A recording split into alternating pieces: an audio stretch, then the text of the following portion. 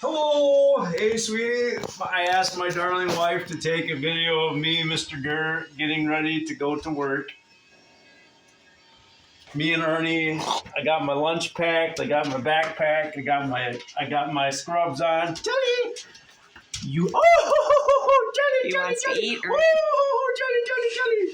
You be nice to Ernie. Johnny. Sweetie, it's gonna be an amazing day at work today. I hope I have one of the most memorable days on the job I've ever had in my life. Well, Ready? we're gonna miss you. I love you. Me too. Mwah!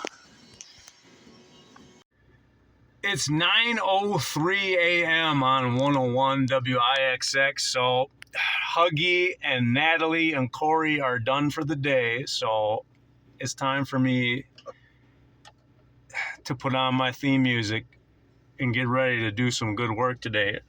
Ernie, have you ever seen Nacho Libre?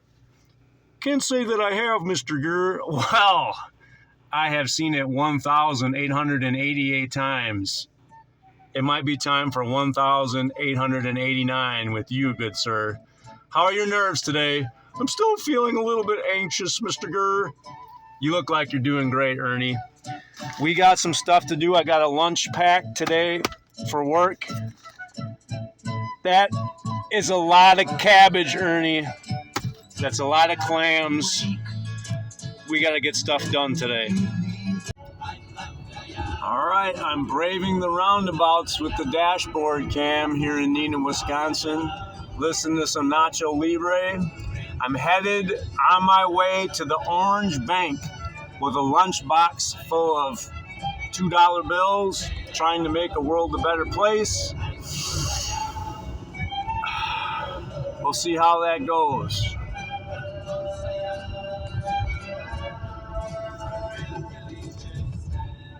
Verve is becoming one of my favorite words in the English language. First time I heard the word verve, I think I was maybe 3 years old watching The Wizard of Oz. I seem to remember something about the Cowardly Lion talking about vim and verve. I think I defined the word verve. Here I am at my favorite orange bank in the world with my buddy Ernest.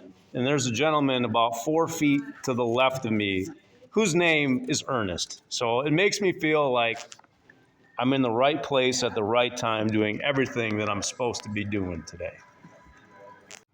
Now that last video clip might not make sense because I didn't want to make anybody uncomfortable inside the orange bank.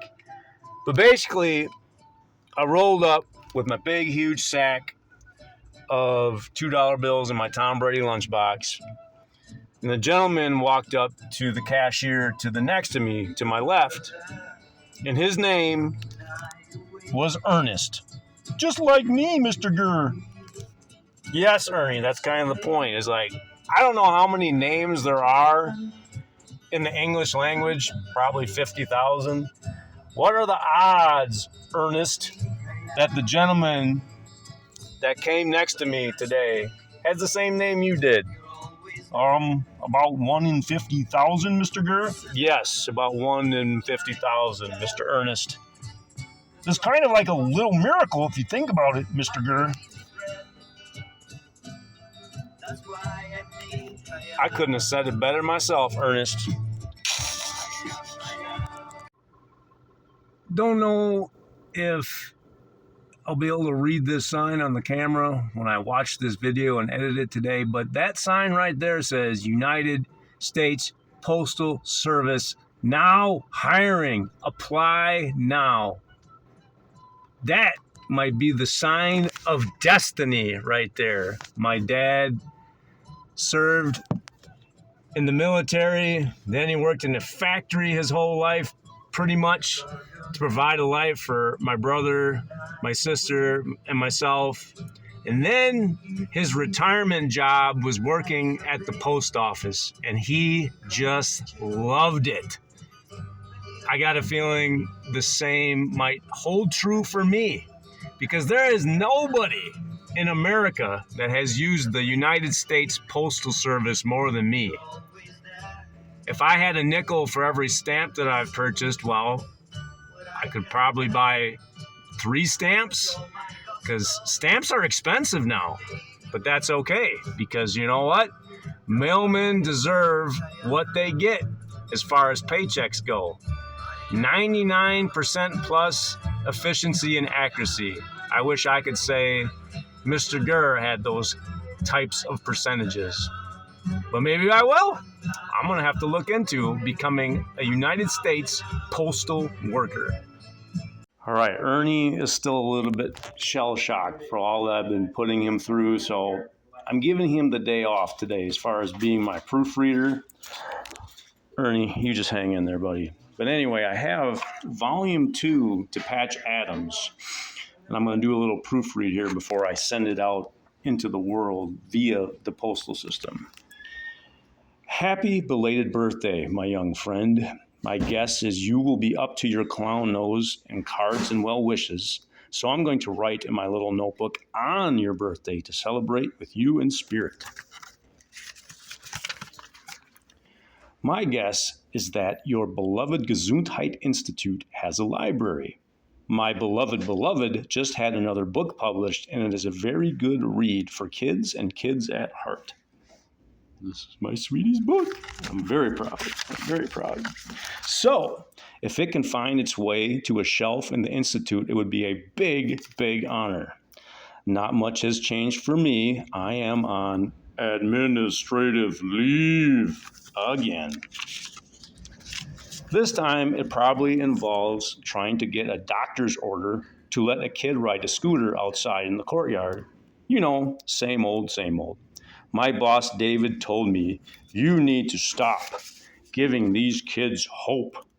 Well, to that, I replied, never. And then I replied, never.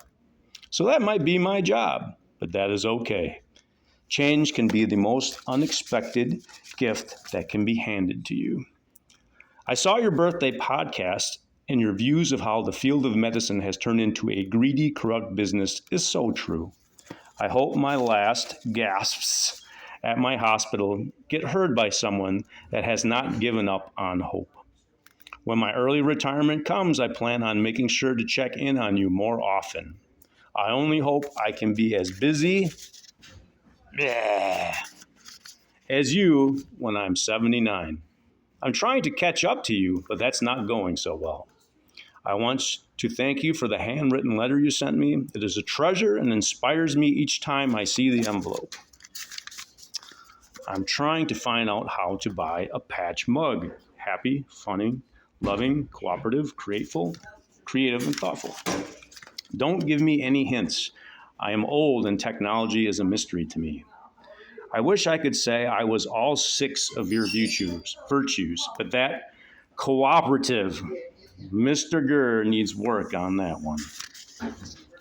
There's a person I know that I've worked with for many, many years that absolutely is a perfect 6 out of 6 on your list. Her name is Valerie. And she is a psychologist at my place of employ, Winnebago Mental Health Institute. We have a 1.4 star rating out of 5 stars. And I swear 99% of our 0.4 is because of Val.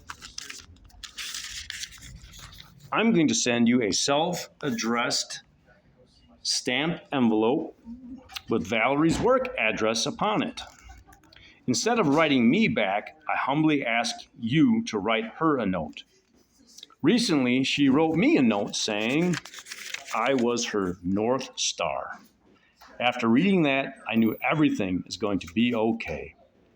I like to repay favors, Patch, and being in your debt is a good thing. After my old butt gets canned like tuna fish, I will have all kinds of time and creativity on my hands. Write if you need anything, or have someone at the Institute shoot me an email, Mrgrrr@Mrgrrr.com. I have increased my meager contribution to $4 in $2 bills. Each time I write you, I plan to double those $2 bills. Long story short, stay alive, Patch. The world needs you, more now more than ever. If I have to bribe you to do it, so be it. All my love, young friend, Mrgrrr. Ernie, that was not too bad, Mrgrrr. I feel like I gotta throw up, but it wasn't too bad. That's just the nerves, Ernie. That's just the anxiety. We're gonna make the world a better place, buddy. We got this. All right. I just talked to Deb, the groundskeeper here at Dairy Queen, and I talked to her about the marigolds. They look like they're coming in. I got marigolds in my garden, and I'm just gonna take just one. Oh, that was a bad one. Give me a good one. There it is. Ooh. Some people say, Mrgrrr, what's the secret to your energy? What's the secret to your infinite superpowers? No. It's in the marigolds. Well, I like to think that I've gotten a lot of things from Patch Adams over the years, but one of the things that I want to make sure happens is that everybody in America tastes Archie's popcorn. I'm hoping that young lady can move out of the way so I can get to Archie's popcorn. She's got to move because I don't want to get her on film. There we go. Archie's popcorn. And I want everybody in the world to come visit Patch Adams at his Gesundheit Institute in Illinois. He brings so much love, so much kindness, so much hope to the world. Those are some big shoes to fill, but we're working on it here in Neenah, Wisconsin. Happy birthday, Patch. We love you.